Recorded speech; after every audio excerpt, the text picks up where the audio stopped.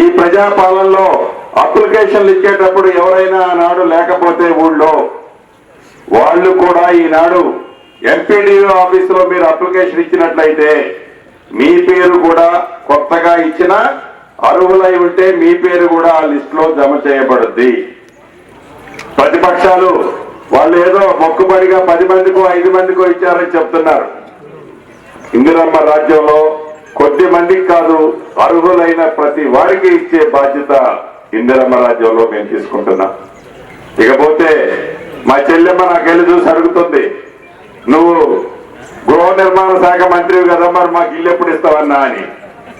రేపు 11వ తారీఖు నాడు గౌరవ ముఖ్యమంత్రి రేవంత్ రెడ్డి గారి చేతుల మీదుగా ఆ భద్రాద్రి రామచంద్రుడు సమక్షంలో ఇందిరమ్మ ఇళ్లను కూడా ప్రారంభం చేసుకోబోతున్నాం.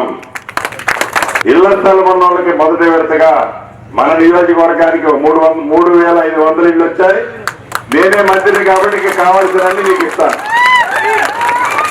మేము ఇవాళ ఈ పరిస్థితుల్లో మంత్రిగా నేనున్నాను అంటే, ముఖ్యమంత్రిగా రేవంత్ రెడ్డి గారు ఉన్నారు అంటే, పాలేరు నియోజకవర్గంలో నన్ను మీరు గెలిపించారు.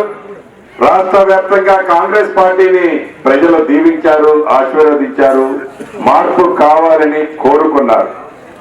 ఈ వచ్చిన ఇందిరమ్మ రాజ్యంలో ఏవైతే స్థానిక సమస్యలు ఇందాక లక్ష్మీనారాయణ గారు మిగతా మిత్రులు చెప్పినట్లు స్థానిక సమస్యలని వీలైనంత తొందరలో అవి అభివృద్ధి సంక్షేమ కార్యక్రమానికి సంబంధించిన అంశాలని వీలైనంత తొందరలో కంప్లీట్ చేసే బాధ్యత కూడా మీ కుటుంబ సభ్యుడైన మీ శ్రీనన్నగా నేనే స్వీకరిస్తానని తెలుపుకుంటూ, భవిష్యత్తులో అతి కొద్ది రోజుల్లో మళ్ళీ మీరు ఓటేయాల్సిన అవసరం ఉంది పార్లమెంటుకు. కాబట్టి ఇందాక ఒక తమ్ముడు చెప్తున్నాడు, అత్యధిక మెజార్టీ మా గ్రామం నుంచి ఇస్తామన్నా అని. తప్పకుండా మీ ప్రేమ అభిమానాలు ఎలా ఉన్నాయో మీ శ్రీనన్న కూడా, శ్రీనన్న దగ్గర నుంచి మీకు ప్రేమ అభిమానం అంతే ఇవ్వటం జరుగుతుందని తెలుపుకుంటూ మీ అందరి దగ్గర సెలవు తీసుకుంటున్నానన్నా.